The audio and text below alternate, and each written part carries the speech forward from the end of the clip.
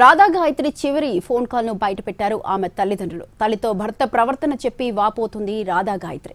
మనసు పూర్తిగా విరిగిపోయిందని ఆవేదన వ్యక్తం చేసింది రాధా గాయత్రి. తన గురించి చెడుగా ప్రచారం చేస్తున్నాడని తల్లితో చెప్పుకొని వాపోయింది. ఇన్నాళ్ళు ఇంకా ఓపిక పట్టానని, అన్ని లిమిట్స్ క్రాస్ అయిపోయాయని రాధా గాయత్రి చివరిసారి తల్లితో ఫోన్లో మాట్లాడి చెప్పుకుంది.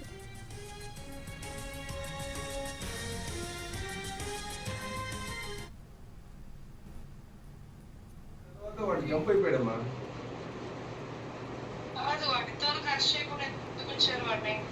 వాడిని అదే అర్థం కాలేదు.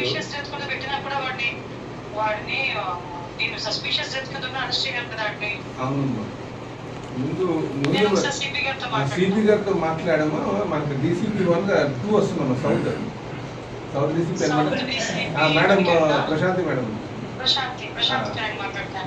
నెక్స్ట్ ముందు వాడిని పిక్ చేసి ముందు రిమైండ్ పెట్టారమ్మా. తర్వాత మాట్లాడదామా.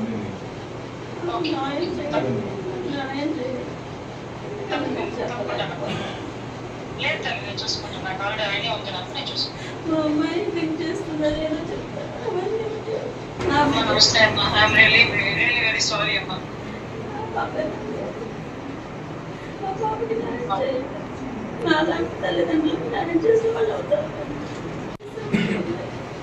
నాకు తెలియదు అలాంటి మా అమ్మాయి కూడా గమనించలేదు. నువ్వు వచ్చి చెప్తానమ్మా అని చెప్తుందండి. నేను వస్తాను షాడు మాసం ఫస్ట్ 7 నెలలు అయిందండి పెళ్ళి.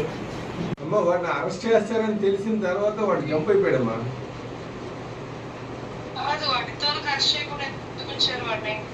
వాడిని అదే అర్థం కాలేదు.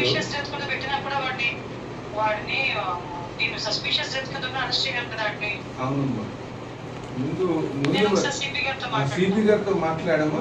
మనకి DCP 2 వస్తుందమ్మా.